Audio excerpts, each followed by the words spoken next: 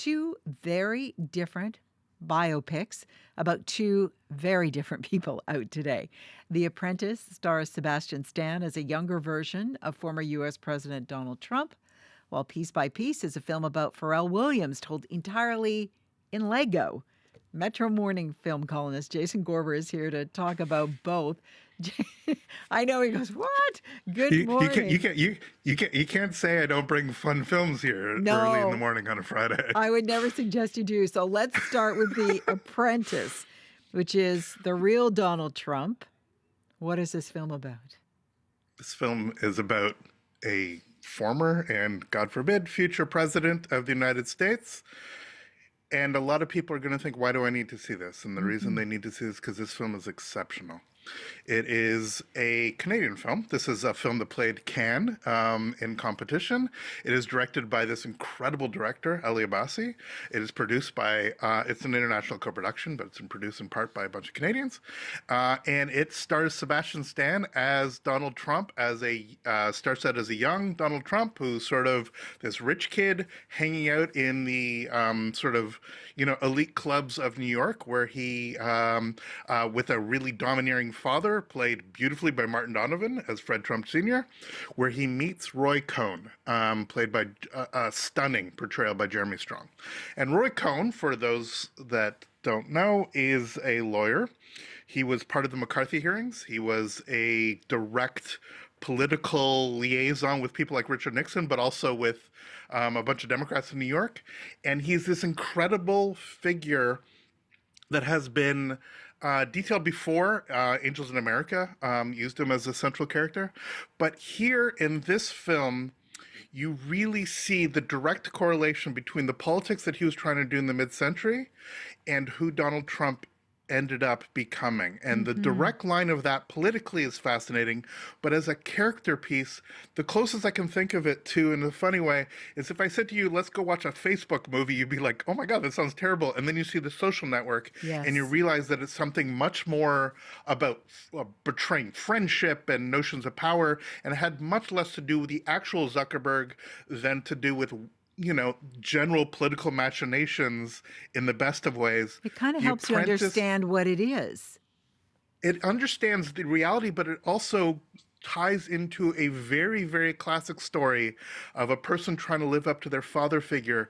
If there's a tragic figure here, not in the sense that we're supposed to feel pathos, but a tragic figure in the sense that in another world, Roy Cohn would be president.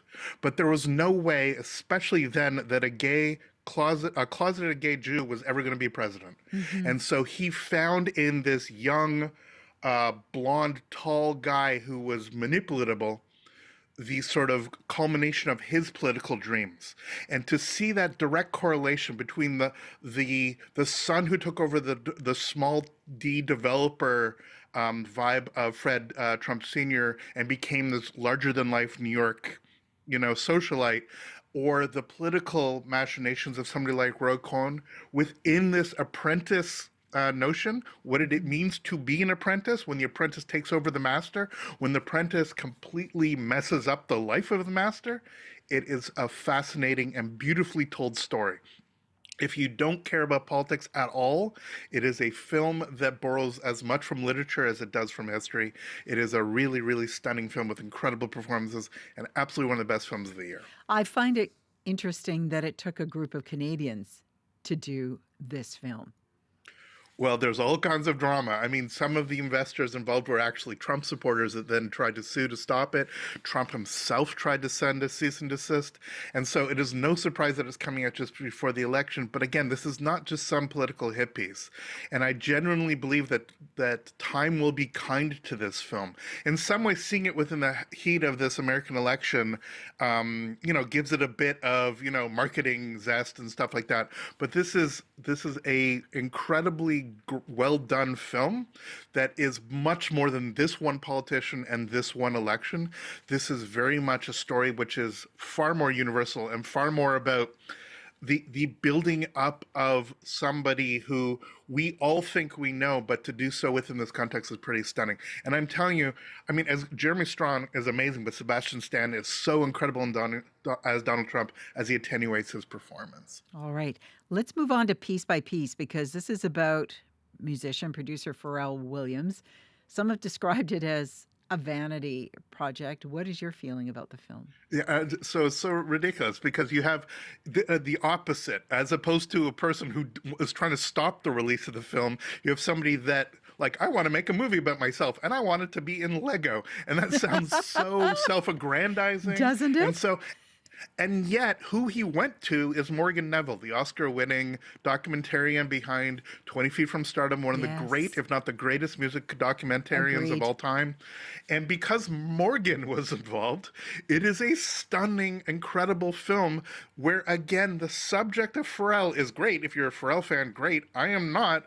And the film still is very much about a love of music, about coming up, about all this stuff, but something very critical. Pharrell himself has synesthesia, Yes. which means when you hear music, you see colors. And what is glorious is that to do this as a Lego film allows you to absolutely use the form of the film to bring us into that world where we are seeing music. And that translation into this, it's insane. For 6 years, they did an animated documentary. He literally shot scenes and then did them as Lego scenes. This is a straight up documentary. It is made by one of the great documentarians of all time, but it's a Lego movie. And the collision of those two things Hmm. just elevates everything about it. Look, I love Lego. I love Morgan Neville's work. I like Pharrell's music. Fine, it's innocuous for me.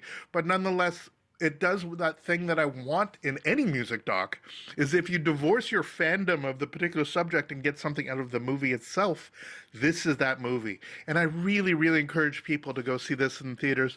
It is so visually stunning. And it is this amazing thing that this documentarian was given this canvas to do it. And so it's an inspired idea to tell it via Lego. It does seem self-aggrandizing or hagiographic. It's not.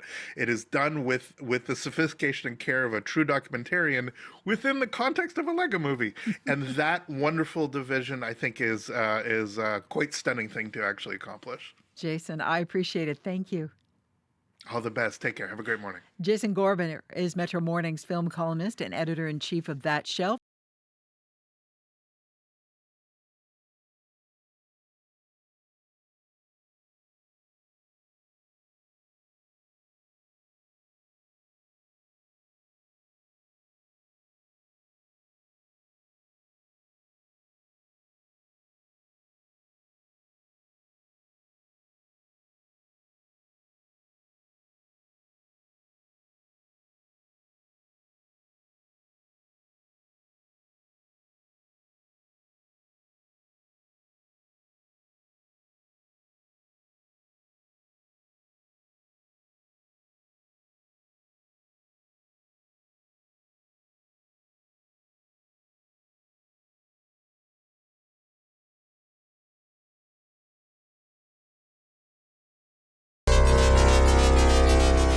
That shelf.